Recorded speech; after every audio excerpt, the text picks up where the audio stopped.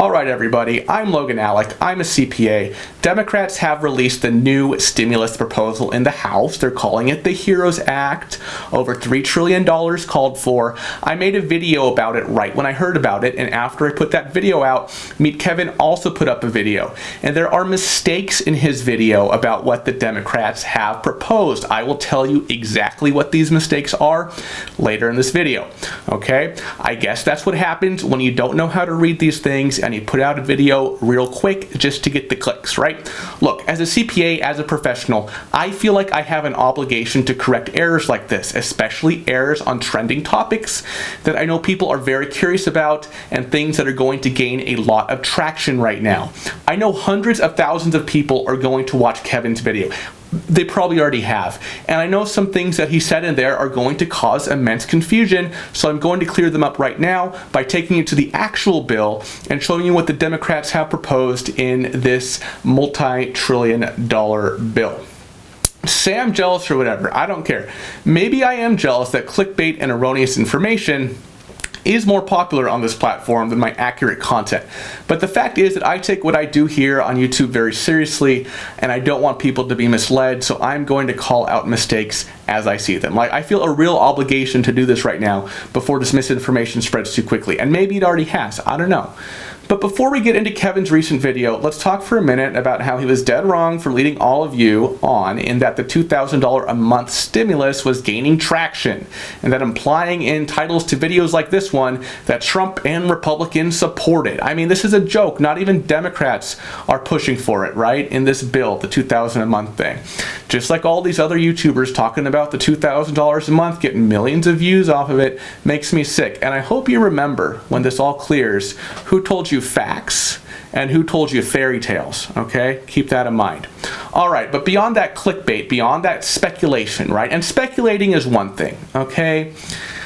But making factual errors, right, is something else entirely. And in Kevin's recent video covering the new stimulus checks, he gets two things factually incorrect about what the Democrats are proposing. I'm going to show you what Kevin said, and then I will tell you why he's wrong. Take a look at this. You would now, if you were a college student and you were claimed as a dependent or you're an adult dependent and you didn't originally qualify, now you would qualify for the original and, the way this reads, the additional $1,200. So you would get $1,200 plus the second round of $1,200. Wrong, Kevin. Absolutely wrong. This is not true. If this bill were to miraculously pass, then whoever claimed these adult dependents would get $500 for them retroactively under the old stimulus. You are correct that they would get $1,200 under the new, right? The new round of $1,200 checks Democrats are proposing, right? $1,200 for you, $1,200 for your spouse, $1,200 for up to 3 dependents of any age. But for the old stimulus that they're seeking to correct retroactively, you would not get $1,200 for these dependents retroactively, okay? You would still get the same $500. It's just that now the Democrats are proposing that more Democrats would, that more dependents would qualify for the old $500, okay? So I'm going to jump behind my laptop now. All right, so here's the bill.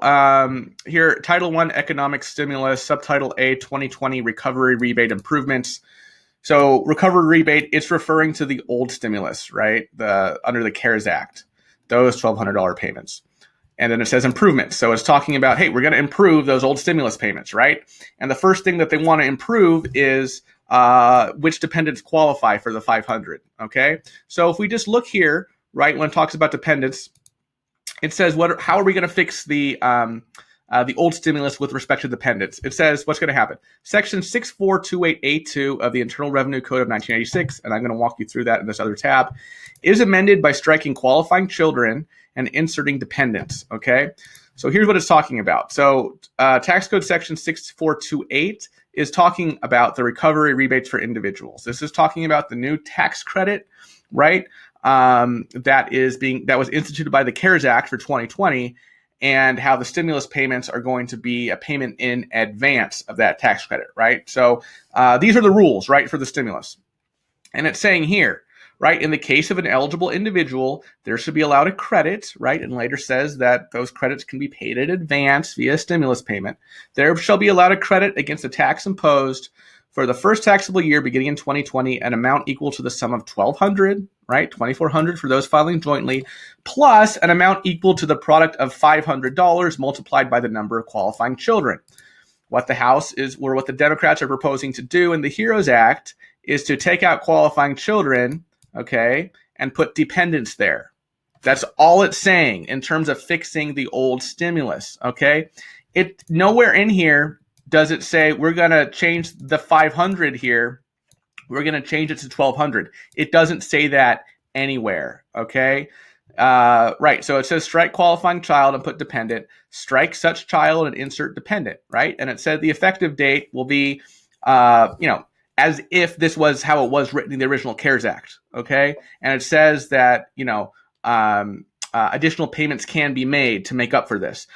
So, correction to Kevin's statement is, if you're an adult dependent, okay, and you did not qualify, obviously, under the CARES Act for the $500, or, the person who claimed you as a dependent did not qualify for the $500 for you under the CARES Act, they would now qualify for the $500 for you, okay, under the CARES Act, but not the $1,200 that Kevin was saying you would get under the old stimulus. However, Kevin was correct when he said that under the new stimulus, okay, the new stimulus payment that the HEROES Act is proposing, that would be for $1,200 up to 3 dependents, right? So theoretically, if you're a married couple and you have 3 children, or a married couple with 3 adult dependents, let's say, you get $1,200 for you, $1,200 for your spouse, $1,200 for each of those 3 dependents, so $6,000, right? So okay, so that's what Kevin screwed up there. Now I'm going to tell you about another screw up Kevin made in his video. Next thing, about those with ITINs, Kevin says, he says this, take a look.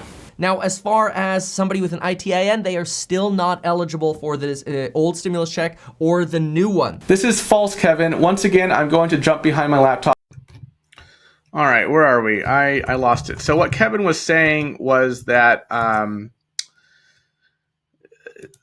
people with ITINs do not qualify for the old stimulus or the new stimulus. That's not correct.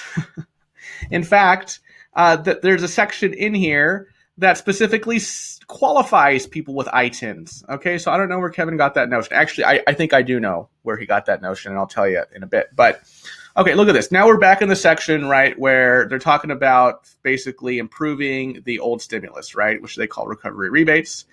And this is the next section after the update to dependents, right? It says individuals providing taxpayer identification numbers taken into account in determining credit and rebates. So this is saying in general, Section 6428G of the Internal Revenue Code of 1986 is amended to read as follows. Okay, so first let's go to Section 6428G. Section 6428G says identification number requirement. It says no credit, right? No credit, and that's referring to the new credit for tax year 2020 that you were paid in advance as a stimulus payment. No credit shall be allowed under subsection A. Subsection A is just describing the amount of the payment to an eligible individual who does not include on the return of tax for the taxable year such individual's valid identification number. So how did the original CARES Act, which has been codified into this IRS code section, define valid identification number? I can click this link here and it'll take me there. Valid identification number. In general, for purposes of paragraph 1, the term valid identification number means a social security number. So, as the original CARES Act was written, it said that you need a social security number, right, in order to get the stimulus, okay? It also said that in the case of a joint return, your spouse would need a social security number as well. If they didn't have one, you're screwed. All right? It says your dependents would also need a social security number, right? So that's what the original CARES Act says. Now, what is the HEROES Act saying that was just put out today? It says they're going to change all that to say this instead. Instead of saying that you need a social security number or valid identification number, right, in order to get your stimulus, it's saying now the $1,200 amount in subsection A1 shall be treated as being zero unless the taxpayer includes the TIN of the taxpayer on the return of tax for the taxable year. TIN. Okay, that's different. What's a TIN? Taxpayer identification number. Okay, here's the IRS website right here for you. TIN, taxpayer identification numbers. What are taxpayer identification numbers according to the IRS? It includes social security number. It includes ITINs. So when Kevin said, and I quote, now as far as somebody with an ITIN, they are still not eligible for the old stimulus check or the new one, that is flat out wrong, my friend. You are wrong, Kevin, on that point. All right. So yeah, and then okay, just for kicks, let's go on. Okay. It also says it's going to be in joint returns, right?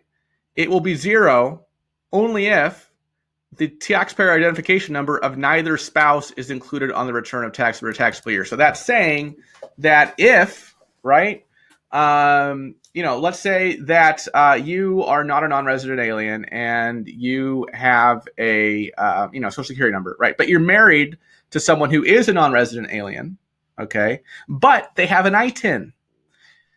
Now this is saying that, okay, you are now eligible, right, for the old stimulus, right? And under the rules for the new stimulus, you would qualify as well.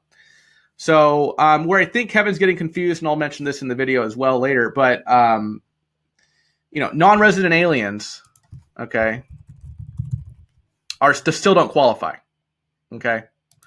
So where Kevin's getting confused, right, is that the How Heroes Act still excludes non-resident aliens, but not everybody who has an ITIN, okay, is a non-resident alien. All right. So I think that's where he kind of got confused, right? Okay. So look, keep watching him. I don't care. Just remember to take everything he says with a grain of salt. All right. And if you see people spreading these falsehoods that I assume they would have only gotten from Meet Kevin's video, please point them to this video. I would really appreciate it.